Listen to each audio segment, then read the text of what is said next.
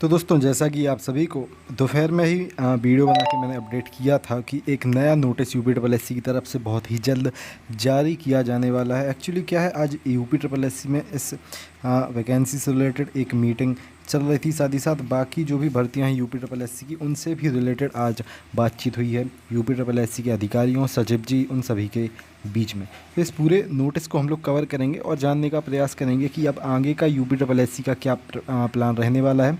अभी क्या है, यूपी ट्रिपल एस सी द्वारा इस ही नोटिस पे पूरा काम चल रहा था। ये जो वैकेंसी है, इससे रिलेटेड ही मैक्सिमम जो काम है यूपी ट्रिपल एस सी में अभी किया जा रहा था। तो इस पूरे सबसे पहले नोटिस को हम लोग कवर करेंगे, उसके बाद आगे का जो प्रोग्राम रह सकता है expected UP triple S C का, उसके बारे में हम लोग चर्चा यहाँ पे करेंगे।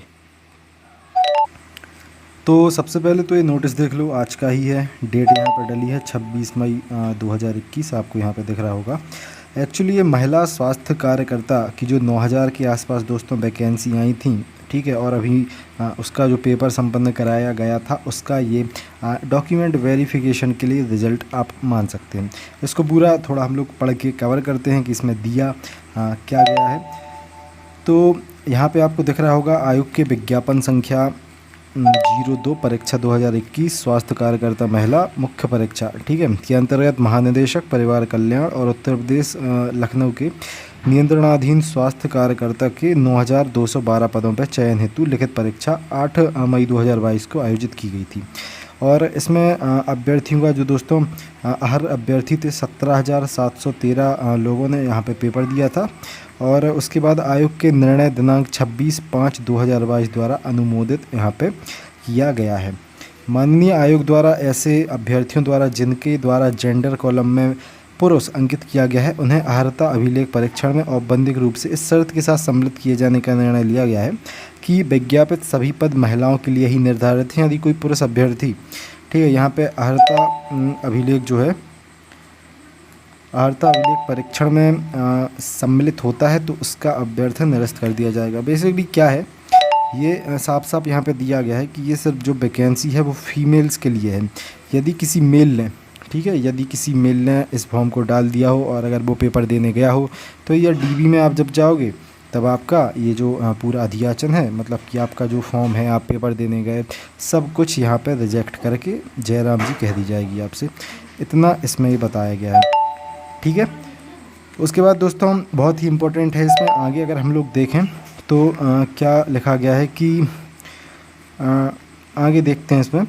तो सूच्य है कि अर्हता अभिलेख परीक्षण हेतु हर अभ्यर्थियों का उक्त परिणाम अंतिम चयन परिणाम नहीं है, ठीक है। जैसे कि मैंने आपसे कहा, ये आपका डॉक्यूमेंट वेरिफिकेशन के लिए आया है, ठीक है, रिजल्ट जो भी है।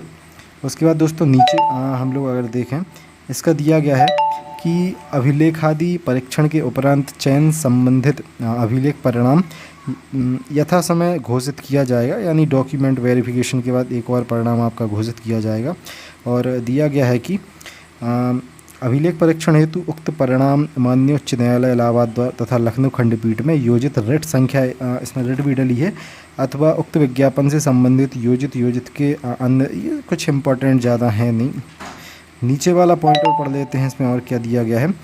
एतत् द्वारा संबंधित अभ्यर्थियों को सूचित किया जाता है कि प्रश्नगत विज्ञापन के अंतर्गत लिखित परीक्षा के आधार पर उपरोक्त अनुसार हर अभिलेखादि परीक्षण हर संख्या है इसमें, यानी कि 17,713 अभ्यर्थियों का परिणाम आयोग की वेबसाइट पर अपलोड कर दिया गया है। दोस्तों इसमें देखो क्या है, 19,000 फॉर्म डले थे टोटल।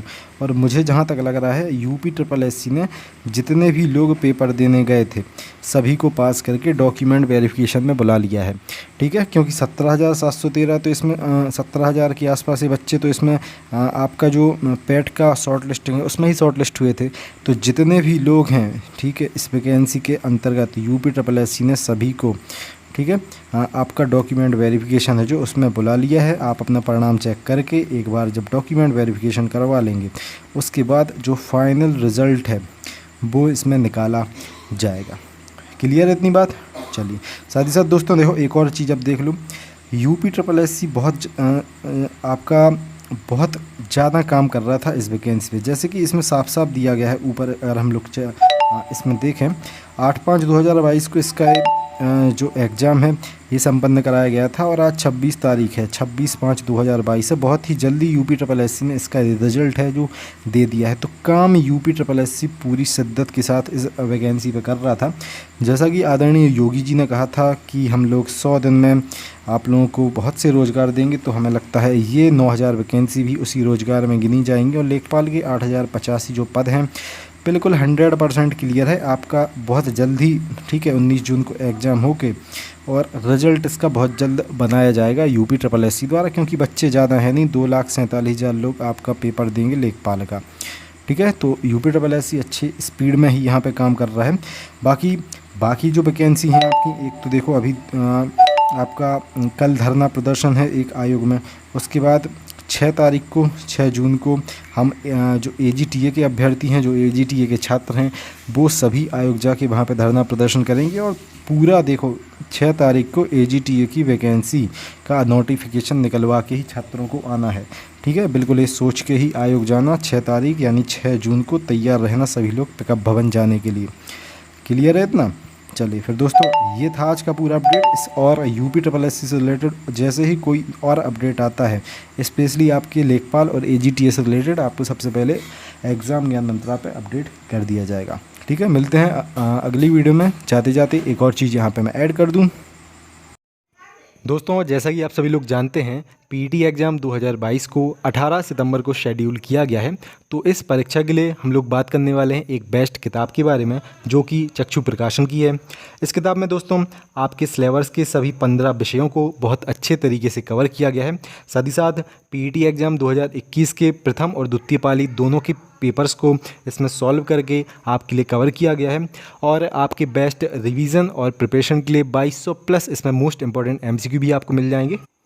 PET एग्ज़ाम का जो भी सिलेबस है दोस्तों, इस किताब में बहुत अच्छे तरीके से आपको कवर मिल जाएगा।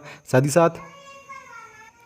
साथ कुछ इस प्रकार से आपके सभी विषयों की थ्योरी को साथ साथ MCQs को बहुत अच्छे तरीके से इस किताब में कवर किया गया है।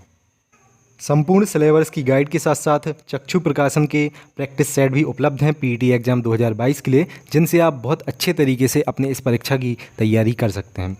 तो इन सभी की लिंक दोस्तों मैं डिस्क्रिप्शन में दे रहा हूं। साथ ही साथ आप डिस्क्रिप्शन और अपने घर के आसपास किसी भी बुक स्टोर से इन किताबों को लेके PET एग्ज़ाम 2022 की बेस्ट प्रिपरेशन को कर सकते हैं चक्षु प्रकाशन की इन किताबों के साथ।